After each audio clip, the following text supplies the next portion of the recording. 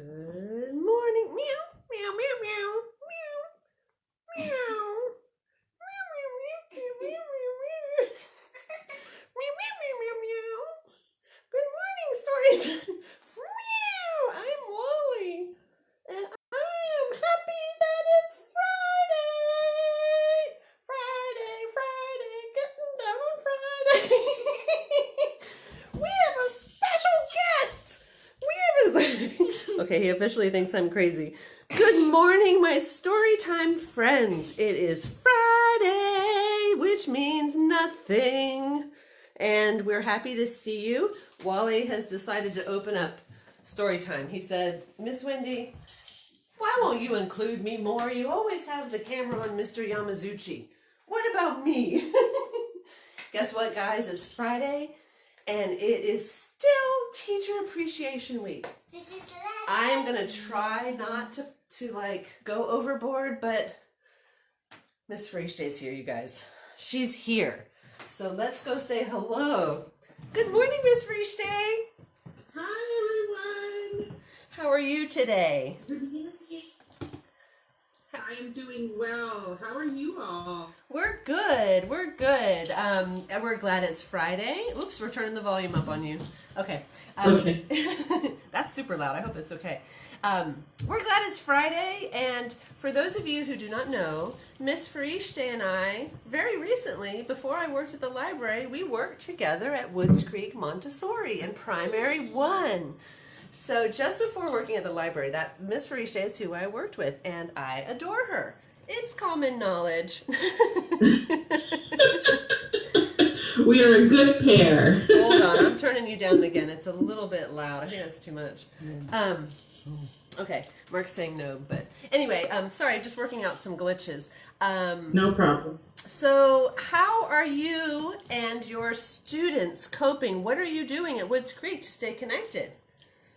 Well, I have been doing a little bit of old school teaching, which means I have been sending out little notes and cards and things like that to my friends because I'm sure that they are used to kind of seeing people through the computer and talking to us through that. So I have gone a little old school, and I love writing them notes and messages because I know I love getting fun mail.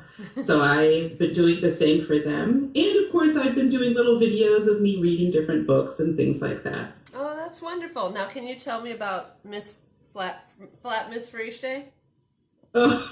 So I sent a picture of myself that friends can color in and cut out and take me on adventures with them. I was kind of inspired by the book Flat Stanley. Oh, yeah. And so I made Flat Miss Freeshtay, and I have gone on some amazing adventures so far, I have to say. What is the wildest place? Where have you been? Where has Miss Flat Freeshtay been? So I actually hung out with some really cool friends that were from Star Wars. Oh. And I went strawberry picking. Yeah. And I did one of my favorite things, which was jump in some puddles in the rain. Nice. So, and I had a disco party with one of my friends with disco lights. Excellent. Well, look, I'm going to, it looks like you have frozen here for a second, so bear with me. I'm Okay. going to see if I can, I don't know. I'm going to actually, what do you think? I'm hoping it'll just catch back up. I think it will, I hope. Well, in the meantime, we're going to start with our hello song. Okay, everybody? Now, what's interesting is I do a hello song here at the library, and at Woods Creek, we did another hello song to the same melody. So I thought it would be fun to sing them both. So we'll start out with mine first. And I was wondering, maybe, Mark, I should try calling back because it's still stuck. So hold on, Freeshtay. I'm going to call you right back. Okay. That's too bad. Sorry, guys.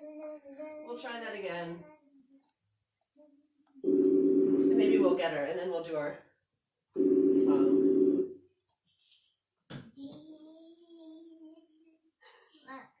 Technical difficulties. Oh. When you just leave the bunnies and when you do the bunny disco. Do the bunny disco. Oh, okay. All right. Well, this is not working. Let me try that again. Oh, goodness. Okay. Let me try that. Sorry, guys. Thank you for being patient. I'm not sure if they're doing vacation. I think they are. Things go wrong in live programming, okay? Things go wrong. We're back. Miss Wendy, I'm using my phone. I wonder if that will help a little. It might, but we'll see. We're just gonna keep on going. Okay, so hello song. Okay, here we go. Hello friends. Hello friends. Hello friends. It's time to say hello again. Hello friends. Hello friends. Hello friends. It's time to say hello. And look, now we have to say goodbye because she's gone again. I'm going to try again. All right.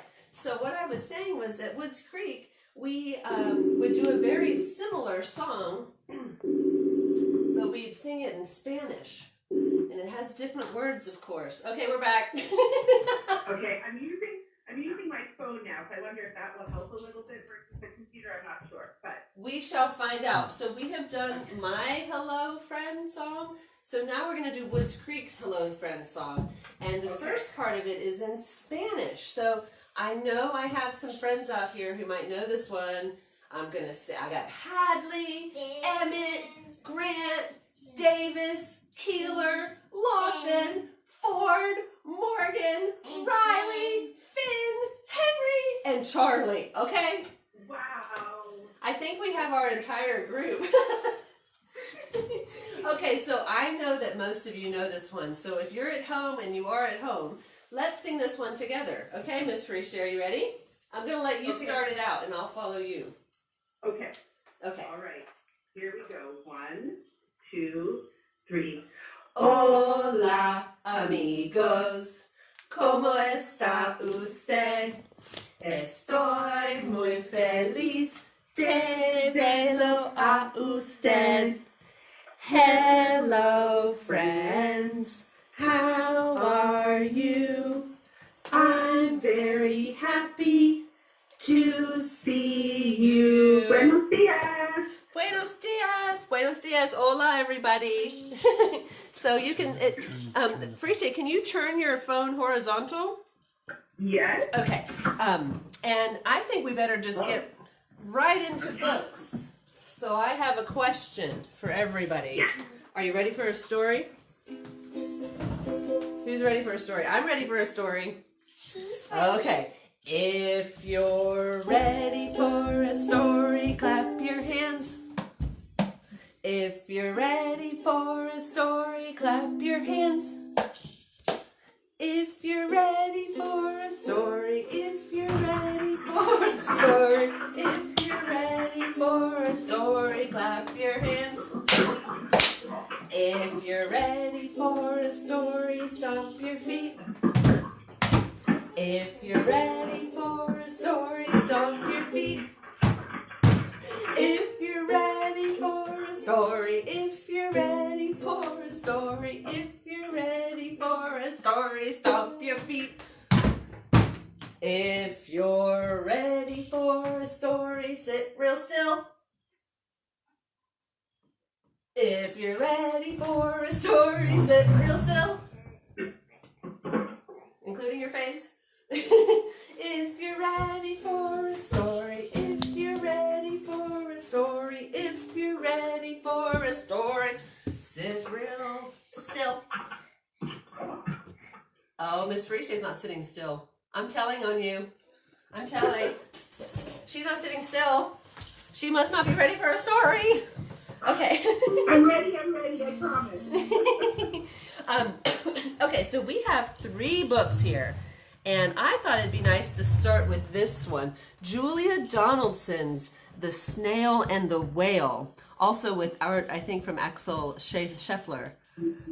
So, Miss Richte, can you tell us why you love this book?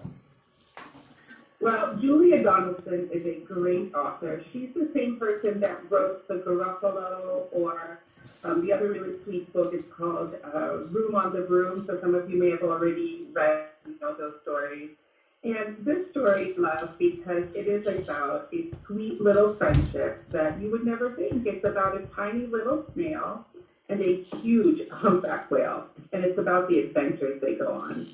And, you know, in class, we've always talked about how stories have sometimes a lesson in them. And this story teaches us about kindness, and it also teaches us that size or your age really doesn't matter when you're given a chance to help someone. You can go ahead and do it. It doesn't matter how big or small you are. And the other thing is the illustrations of the story are great. They take us on an adventure with them. So we kind of get to travel the world through the pictures and through the words. And it teaches us about the environment and how we should take care of animals. And really that our young friends can be really big helpers, no matter how old you are. That you can do really big things and help. That is so true. Awesome. Well, thank you for that wonderful intro. Shall we read The Snail and the Whale by Julia Donaldson and Axel Scheffler.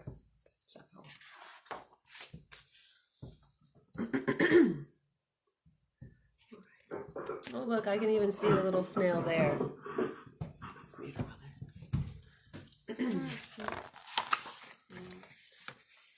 This is the tale of a tiny snail and a great big gray-blue humpback whale. This is a rock as black as soot, and this is a snail with an itchy foot. The sea snail slithered all over the rock and gazed at the sea and the ships and the dock. And as she gazed, she sniffed and sighed. The sea is deep and the world is wide. How I long to sail, said the tiny snail. Gosh, he's looking out into the ocean and wondering, how am I going to get out there? These are the other snails in the flock, who all stuck tight to the smooth black rock, and said to the snail with the itchy foot, "Be quiet, don't wiggle, sit still, stay put." But the tiny sea snail sniffed and sighed, then cried, "I've got it, I'll hitch a ride."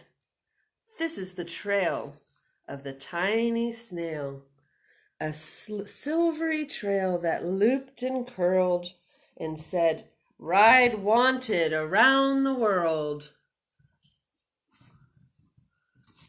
He has beautiful penmanship for a snail. This is the whale who came one night when the tide was high and the stars were bright, a humpback whale immensely long, who sang to the snail a wonderful song of shimmering ice and coral caves and shooting stars and enormous waves. And this is the tale of the humpback whale. He held it out of the starlit sea and said to the snail, "Come sail with me." Hey, look, Finn, there's a boat on the horizon. This is the sea, so wild and free, that carries the whale and the snail on his tail to towering icebergs and far-off lands. Penguins! I see penguins. I love penguins. Who doesn't love a penguin? People who don't like penguins. That's true. With fiery mountains and golden sands. Look at the beautiful place. Parrot, or some sort of colorful bird. No, let me take a look. And look, look at those fish. What is That guy. that's a type of a parrot. Not sure These are the waves that arched and crashed, that formed and frolicked and sprayed and splashed. The tiny snail on the tail of the whale. Oh, I didn't see the words there. These are the caves beneath the waves, where colorful fish with feathery fins and sharks with hideous toothy grins swam past the whale and the snail on his tail. They look pretty scary. This is the sky, so vast and high, sometimes sunny and blue and warm, sometimes filled with a thunderstorm, with zigzag lightning, flashing and frightening the tiny snail on the tail of the whale. He's holding on tight. Those are types of parrots. Those are types of parrots too? Awesome. Look how, they were just in ice, and now they're in a tropical place, and now they're near mountains. They are traveling the world. And she gazed at the sky, the sea, the land, the waves and the caves and the golden sand. She gazed and gazed, amazed by it all, and she said to the whale, I feel so small.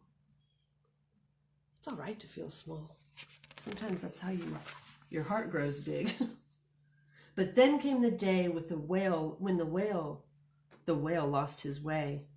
These are the speedboats running a race, zigzagging and zooming all over the place, upsetting the whale with their ear-splitting roar and making him swim too close to the shore. Uh-oh. This is the tide slipping away. Uh-oh, there's a problem here. This whale is stuck. And what is this little snail going to do? He's just a little snail. Uh-oh, he's really stuck now. There's the snail. And this is the whale lying beached in a bay. Quick! Off the sand, back to sea, cried the snail. I can't move on land. I'm too big, moaned the whale. The snail felt helpless and terribly small. Then, I've got it, she cried, and she started to crawl. I must not fail, said the tiny snail. It's up to her. This is the bell on the school in the bay, ringing the children in from their play. This is the teacher, holding her chalk, telling the class, sit straight, don't talk. This is the board as black as soot. And this is the snail with the itchy foot. A snail! A snail! The teacher turned pale. Look, said the children, it's leaving a trail. This is the trail of the tiny snail, a silvery trail saying, save the whale! Look at him go. Once again, beautiful cursive handwriting. These are the children running from school, fetching the firemen digging a pool, squirting and spraying to keep the whale cool. Look at that. Everybody's coming together to help this big whale.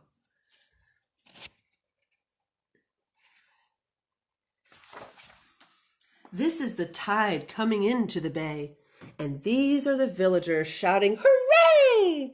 As the whale and the snail travel safely away. So they did it. Good job, snail. See, it pays to know how to spell. I'd like to do that because then I get to touch it. I know. And I never even seen a real whale. I know. Well, we're going to have to change that one day. Back to the dock and the flock on the rock. Who said, how time's flown and haven't you grown? And the whale and the snail told their wonderful tale of shimmering ice and coral caves and shooting stars in enormous waves, and of how the snail, so small and frail, with her looping, curling, silvery trail, saved the life of the humpback whale. Then the humpback whale held out his tail, and on crawled snail after snail after snail. Everybody wants a ride now. Can you blame them? I can't. And they sang to the sea as they all set sail on the tail of a gray-blue humpback whale. Whee! I imagine them all saying, whee! They go like... Or whoa! Hey, go. Hey, look. Well, how many are on there, Rose? There's 1, 2, 3, 4, 5, 7, 8, 9. 9. And if this is what I'd expect the snails to say. What would they say? I'm excited, except I'm scared of heights. I'm excited, but I don't want to fall into the water. Good call. I love that book. It is true. It just takes one person making the right choice, and we write Yay!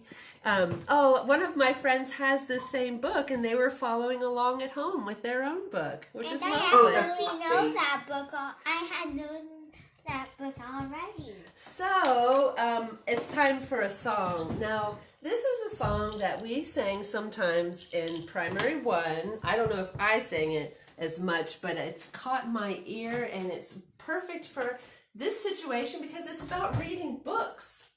And I think some of you guys know it. It's called These Are My Glasses. Wait, where are you at? My glasses are here because I will need them, but you can use them for now.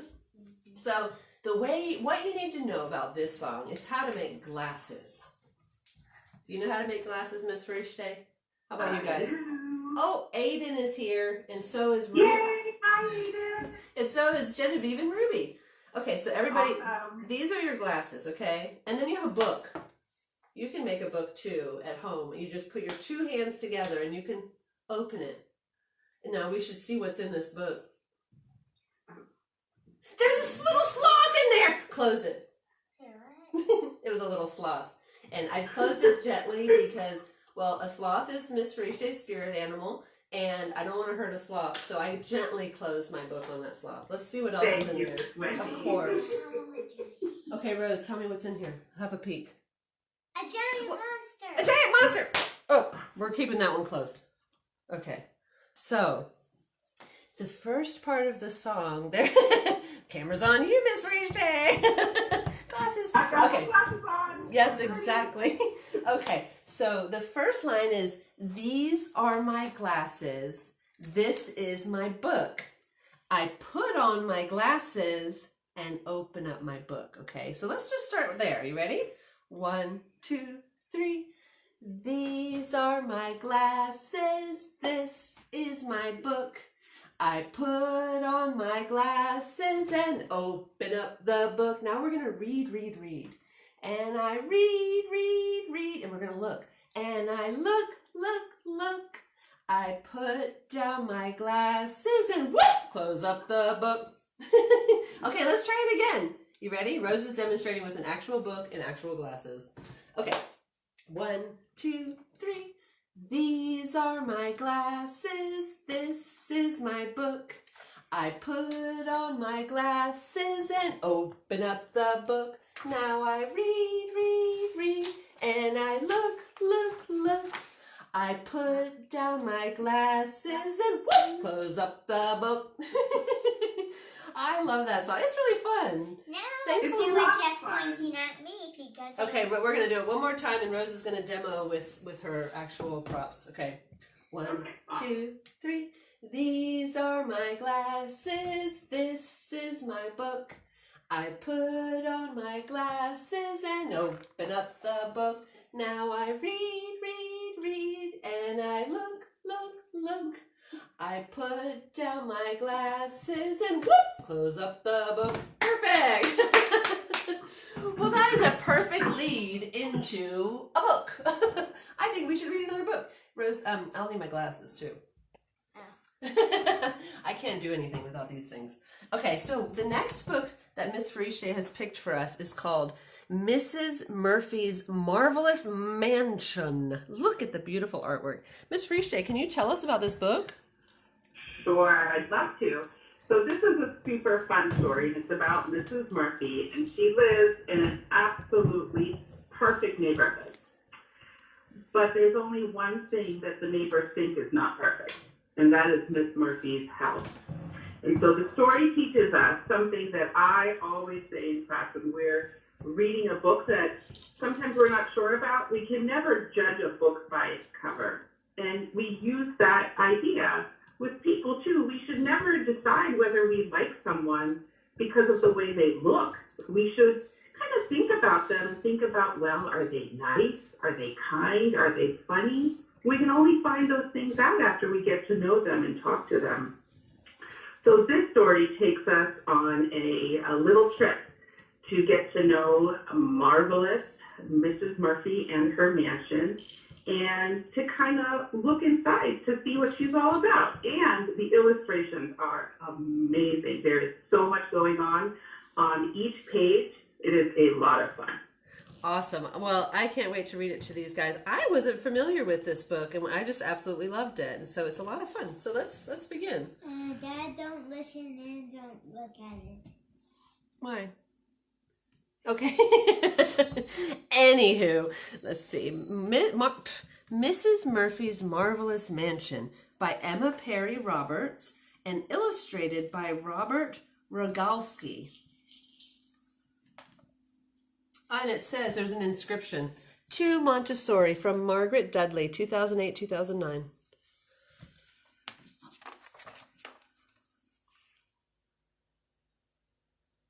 Very good.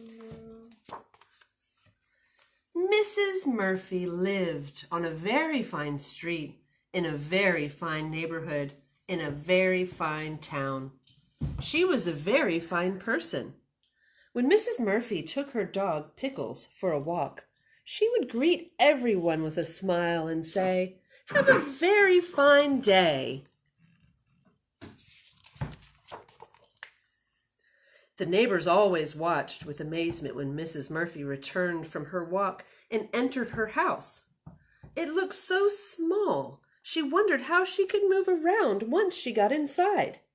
They did not like the odd little house. In fact, they tried to pretend it wasn't there at all. Not very nice. One very fine day, when Mrs. Murphy left her house, she found the neighbors gathered around a large billboard. It says, "The Very Finest Neighborhood Contest." Oh, I see. It's a contest to see which is the best neighborhood. Chattering with excitement, they each offered ideas on how to make their neighborhood even more beautiful. "Let's put up a grand welcome sign," said Mr. Brown. "And elegant lampposts on every corner," added Mrs. Black. "Let's add trees and flowers along the sidewalks," said Mrs. Green, "and park benches with a fountain in the center. We must include a magnificent statue," declared Mr. Gold. "What a very fine idea," observed Mrs. Murphy with a cheerful smile. I don't know about that. As soon as she walked away, the neighbors began complaining about Mrs. Murphy's peculiar little house. "Her house is really ugly," muttered Mrs. Black. "It's barely bigger than a cracker box," said Mr. Gold. "We certainly won't win the Very Finest Neighborhood Contest with that awful little house in our street," shouted Mr. Brown. "It should be torn down." No.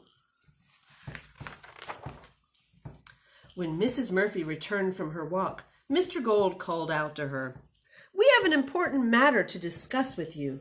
It's about the Very Finest Neighborhood Contest and about your house," said Mrs. White.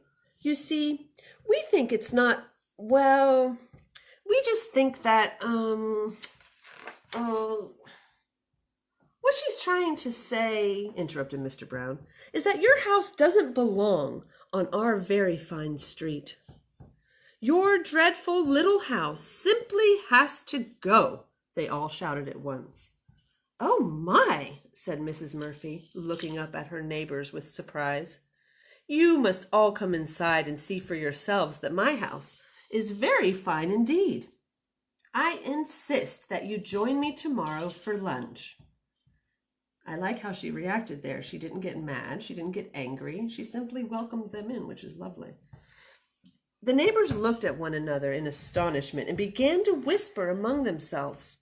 Finally, Mr. Gold announced, "We have decided to accept your invitation." The next day, when Mrs. Murphy's neighbors stepped through her peculiar little door, they were flabbergasted. "Your house appears to be quite roomy," gasped Mr. Brown. "I do love open spaces," replied Mrs. Murphy. "Just look at all these doors," exclaimed Mrs. White. "With more surprises behind each one," said Mrs. Murphy, with a satisfied little smile. "Your home is full of light," said Miss Black. "And doesn't that make it bright and cheerful?" replied Mrs. Murphy. "I totally would like to move in, just for the record. I would live here in a second." "This is astonishing," declared Mrs. Green. "You have wonderful plants and flowers everywhere." "Why, of course," said Mrs. Murphy. "They add such beauty and color." Uh-oh.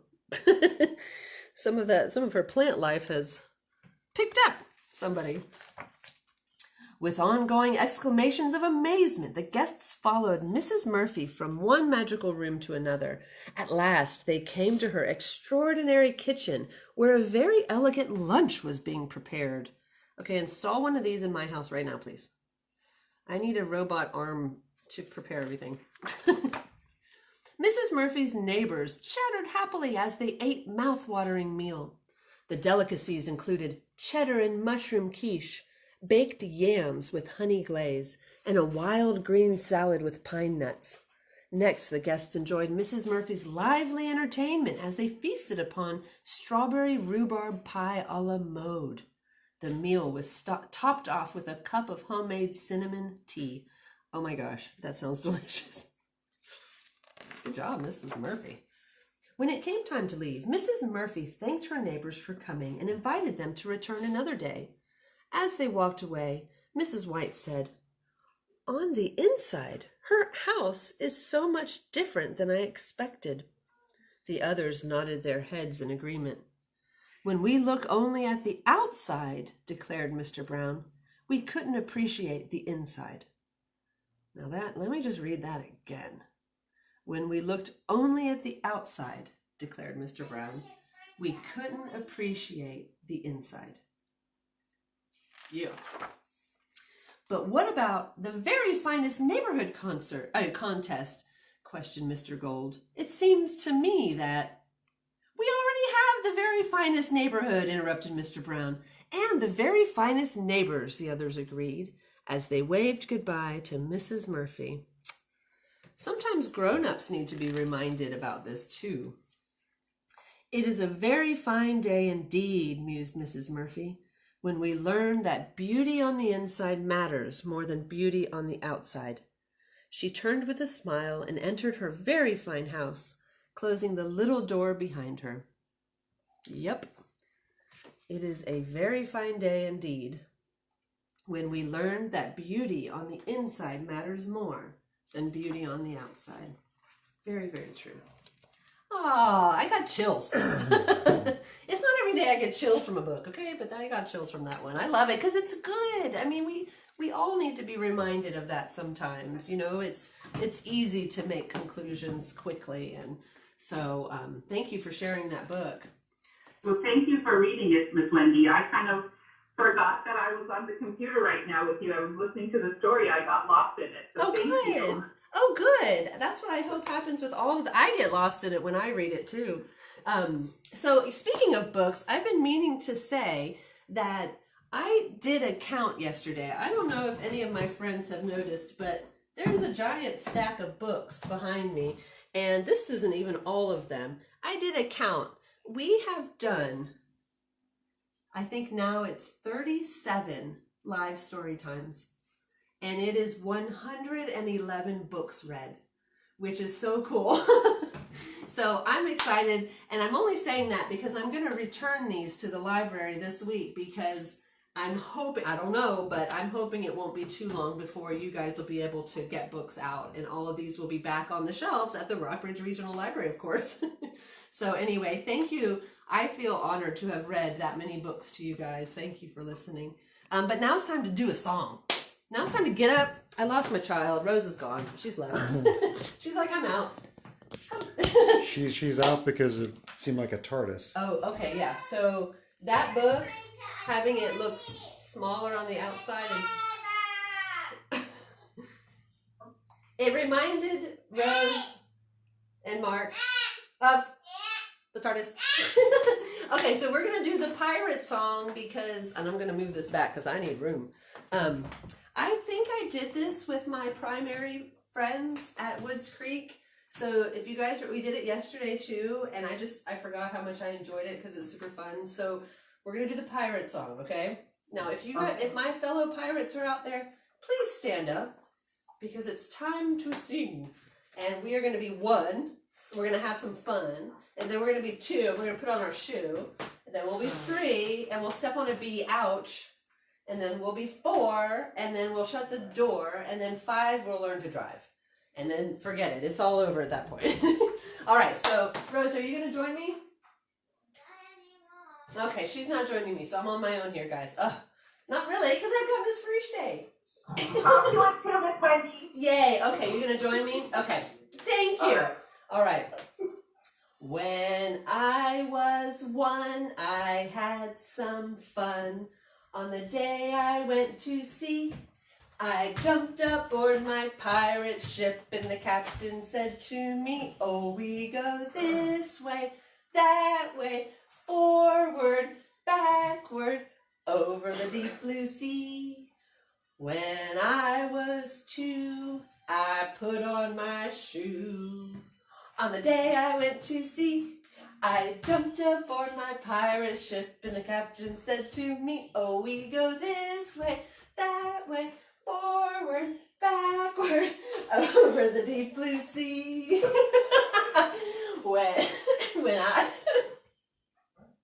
When I was 3, I stepped on a bee. Ouch! On the day I went to sea, I jumped aboard my pirate ship and the captain said to me, oh, we go this way, that way, forwards, backwards, over the deep blue sea. Okay, we're 4. We're going to close the door. When I was 4, I shut the door. On the day I went to sea, I jumped aboard my pirate ship and the captain said to me, oh, we go this way, that way, forward, backward, over the deep blue sea. When I was 5, I learned to drive. What? This is shocking. You're shocking. 5-year-olds do not drive, okay? Nobody get behind the wheel. On the day I went to sea, I jumped aboard my pirate ship and the captain said to me, oh, we go this way, that way, forward, backward, over the deep blue sea. I mean, we could keep going. We could be 6 and pick up sticks. We could be 7 and I don't know. Okay, we've got one more book. Now this book, can you guys say, who can pronounce this word? Can anybody say chrysanthemum? Chrysanthemum. 4 syllables. Wow. Miss Frichte, can you tell us a little bit about Chrysanthemum, the story? Oops. Yes, absolutely. So Chrysanthemum is about a little mouse who thinks that her name is absolutely perfect. After all, she's named after a beautiful flower, so she loves her name. But she kind of starts to not be sure after she meets some of her friends. And so I love this book because I can relate. My name is Frichte, and that's a really big name, and it's a different name. It's not one that you hear all the time. But growing up, I loved my name, just like Chrysanthemum. But sometimes it was hard because my name was something new. It was hard for friends to say at school, and sometimes they weren't very kind, and it did hurt my feelings. But I learned that, it's really important to kind of love ourselves, and no matter what someone else does, and if being different, is definitely a good thing, that we need it different in this world. And so I think it's a good lesson for all our friends to be kind and to be accepting of something that we're not used to, something that is different. And it's also a great story for people who have different names that are from all over the world, or who have very unique names because their moms and dads thought that that's what they were. And so I hope that everybody enjoys this story. It's kind of a special one to my heart because I kind of know how Chrysanthemum felt. Awesome. That's wonderful. Thank you for that. So here is Chrysanthemum by Kevin. Do you know how to say his last name? Is it Henkes? Henkes? Yeah. Henkes. I'm so sorry. I feel like I just destroy these wonderful authors' names every day, so I apologize. Henkes? Maybe it's Kevin Henkes. I don't know. The day she was born was the happiest day in her parents' life. She's perfect, said her mother. Absolutely, said her father. And she was. She was absolutely perfect. Look at that sweet little baby. Her name must be everything she is, said her mother. Her name must be absolutely perfect, said her father. And it was. Chrysanthemum. Her parents named her Chrysanthemum. Chrysanthemum grew and grew and grew. And when she was old enough to appreciate it, Chrysanthemum loved her name. I love my name. She loved the way it sounded when her mother woke her up. She loved the way it sounded when her father called for her at dinner. And she loved the way it sounded when she whispered it to herself in the bathroom mirror. Chrysanthemum, chrysanthemum, chrysanthemum. Chrysanthemum loved the way her name looked when it was written with ink on an envelope. She loved the way it looked when it was written with icing on her birthday cake. And she loved the way it looked when she wrote it herself with her fat orange crayon. Chrysanthemum, chrysanthemum, chrysanthemum. Chrysanthemum thought her name was absolutely perfect, and then she started school. On the first day, Chrysanthemum wore her sunniest dress and her brightest smile. She ran all the way. Hooray, said Chrysanthemum. School! But when Mrs. Chudd took roll call, everyone giggled upon hearing Chrysanthemum's name. Mrs. Cloud, you've got Dawn, Eve, Louis, Al, Les, Kay, Max, Sue, Bill, Pat, Tom, Sam, Ken, Joe, Rita, Victoria, Chrysanthemum. Oh, it comes right off the side. It's so long, said Joe. It scarcely fits on her name tag, said Rita, pointing. I'm named after my grandmother, said Victoria. You're named after a flower. Chrysanthemum wilted. She did not think her name was absolutely perfect. She thought it was absolutely dreadful. The rest of the day was not much better. During nap time, Victoria raised her hand and informed Mrs. Chudd that Chrysanthemum's name was spelled with 13 letters. That's exactly half as many letters that are in the entire alphabet, Victoria explained. Thank you for sharing that with us, Victoria, said Miss Chudd. Now put your head down. That's right. If I had a name like yours, I'd change it, Victoria said as the students lined up to go home. I wish I could, thought Chrysanthemum miserably. Welcome home, said her mother. Welcome home, said father. School is no place for me, said Chrysanthemum. My name is too long. It scarcely fits on my name tag, and I'm named after a flower. Oh, pish, said her mother. Your name is beautiful, and precious, and priceless, and fascinating, and winsome, said her father. It's everything you are, said her mother. Absolutely perfect, said her father. Chrysanthemum felt much better after her favorite dinner, macaroni and cheese with ketchup, and the evening filled with hugs and kisses and parcheesi. That night, Chrysanthemum dreamed that her name was Jane. It was an extremely pleasant dream. The next morning, Chrysanthemum wore her most comfortable jumper. She walked to school as slowly as she could. She dragged her feet in the dirt.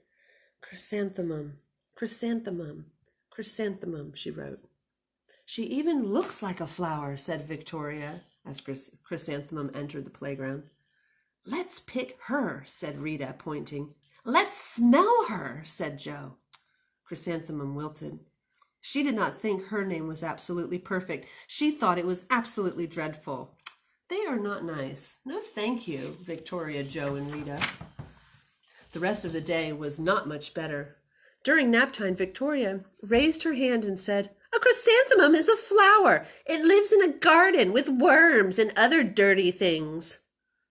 Thank you for sharing that with us, Victoria, said Miss Chudd. Now put your head down. I just cannot believe your name, Victoria said, as the students lined up to go home. Neither can I, thought Chrysanthemum miserably. Welcome Welcome home, said Mother. Welcome home, said Father. School is no place for me, said Chrysanthemum.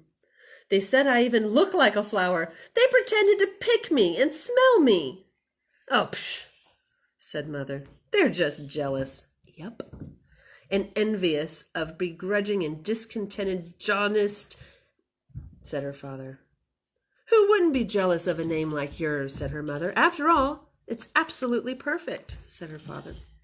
Chrysanthemum felt a trifle better after her favorite dessert, chocolate cake with buttercream frosting, oh yeah, and another evening filled with hugs, kisses, and parcheesi. Parcheesi. That night, Chrysanthemum dreamed that she really was a chrysanthemum. She sprouted leaves and petals. Victoria picked her and plucked the leaves and the petals one by one until there was nothing left but a scrawny stem. It was the worst nightmare of Chrysanthemum's life. Chrysanthemum wore her outfit with 7 pockets the next morning. She loaded the pockets with her most prized possessions and her good luck charms. Chrysanthemum took the longest route possible to school. She stopped and stared at each and every flower. Chrysanthemum, chrysanthemum, chrysanthemum, the flowers seemed to say. They're cheering her on, because flowers are awesome. That morning, the students were introduced to Mrs. Twinkle, the music teacher. Her voice was like something out of a dream, as was everything else about her. The students were speechless. They thought Mrs. Twinkle was an indescribable wonder. They went out of their way to make a nice impression. Mrs. Twinkle led the students in scales. Then she assigned roles for the class musical. Victoria was chosen as the dainty fairy queen. Rita was chosen as the spiffy butterfly princess. Jo was chosen as the all-important pixie messenger. And Chrysanthemum was chosen as a daisy. Chrysanthemum's a daisy, chrysanthemum's a daisy, Jo, Rita, and Victoria chanted, thinking it was wildly funny. Chrysanthemum wilted. She did not think her name was absolutely perfect. She thought it was absolutely dreadful. What's so humorous? Asked Mrs. Twinkle. Chrysanthemum, was the answer. Her name is so long, said Jo. It scarcely fits on her name tag, said Rita, pointing. I'm named after my grandmother, said Victoria. She's named after a flower. My name is long, said Mrs. Twinkle. It is, said Jo. My name would scarcely fit on a name tag, said Mrs. Twinkle. It would, said Rita, pointing. And, said Mrs. Twinkle, I'm named after a flower, too. You are? said Miss Victoria.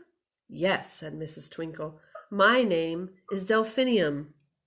Delphinium Twinkle. And if my baby is a girl, I'm considering Chrysanthemum as her name. I think it's absolutely perfect. Chrysanthemum could scarcely believe her ears. She blushed, she beamed, and she bloomed. Chrysanthemum, chrysanthemum, chrysanthemum. Jo, Rita, and Victoria looked at Chrysanthemum longingly. Call me Marigold, said Jo. I'm a carnation, said Rita, pointing. My name is Lily of the Valley, said Victoria. Chrysanthemum did not think her name was absolutely perfect. She knew it. Epilogue. Overall, the class musical was a huge success.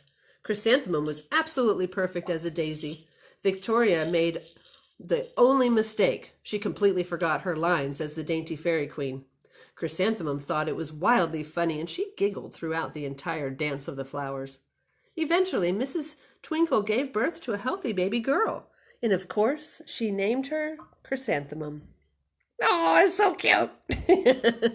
I love this book, and it makes me think of my special flower child. Stop. I know, but come here and let me hug you, because you're my little perfect flower. I knew that was going to embarrass me. But still, in that, I was thinking about Rose because I know that some friends, she has had some problems with that. I remember, like, they're going to pick me. They said I'm, I can't remember, but I'm sure she won't talk about it right now. But it's hard. It's hard with names. Everybody ends up with a jokey name somewhere in school. I remember my maiden name is Lynch, so they would call me Wendy Lunch. And it hurts, but you know what? You have to remember what was real was when she went home to her family who love her and know her, and they told her the truth. So anyway, that's a lovely book. Thank you for sharing that with me and us. What am I talking about? It's not just me here. Thank you so, so much. So we have read our 3 books. The one thing I like to do after we've read our 3 books and before we go about our day is we do our hand washing song. So this helps friends remember, they could sing this song if they need to change it up a little bit from the ABC song, and it helps them remember for how long they wash their hands. So let's do our hand washing song really quickly. Okay guys, are you ready? Because I know you know this by now. All right, hands out. Tops and bottoms, ready? 1, 2, 3. Tops and bottoms, in between, rub them all together, now they're clean, squeaky clean. Again, tops and bottoms, in between, rub them all together, now they're clean, squeaky clean, for you to go have your snack afterward.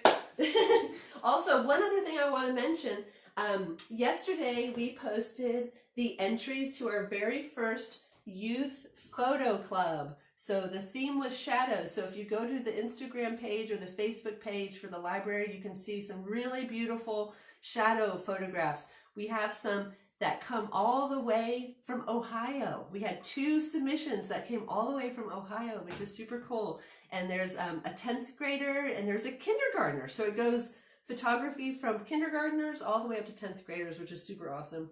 We're going to post the theme for next week today. So keep an eye out for that too. And one other thing, primary one, if we were all good during the week, and I've been good. Have you been good? I have been good too, Miss Wendy, I promise. How about you guys out there? Have you guys been good? Because if on a Friday we've all been good, then the way that sometimes Miss Frichte and I would like to close out the week, we called it a dance party Friday. So everybody up, let's dance. It's Dance Party Friday, guys. We're about to get funky. It's about to get funky. All right. Ready? Here we go. Dance Party Friday, guys. Where's my dance party girl? Come on. Mark, you have to come dance with me because nobody else is dancing. I hope you guys are dancing at home. Bring on the weekend. I hope everyone's dancing. Get up! Come on, you Get up! I know Grant's dancing. I know, is Lawson dancing? I don't know. What do you think? Henry, are you dancing? Oh, we're going to take it down. Oh, we're taking it down. Smooth it out, guys. Smooth it out. Smooth it out. I really don't know when this is going to... And she's done. She's gone. I think we're going to get funky again. It's picking back up, guys. I like to put my hands in the air.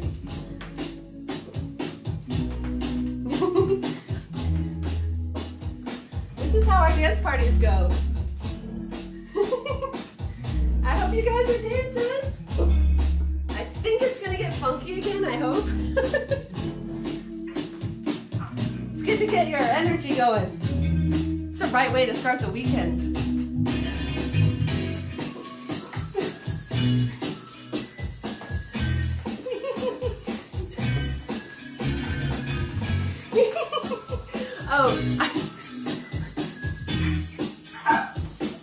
I'm doing the drum. Oh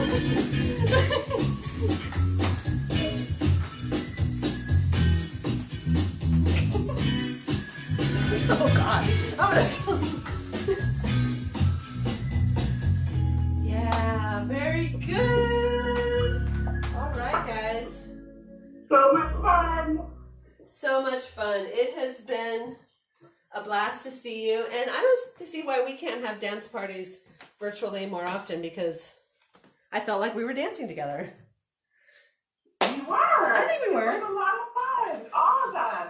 So, thank you guys once again. We'll be back next week, Monday to Friday, 10:30 a.m. But for now, it's time to get on the goodbye train. All aboard! All right. I mean, it's just me. This is a solo trip. Oh, the goodbye train is leaving. See ya soon. Choo choo. Oh, the goodbye train is leaving. See ya soon. Choo choo. Oh, the goodbye train is leaving. The goodbye train is leaving.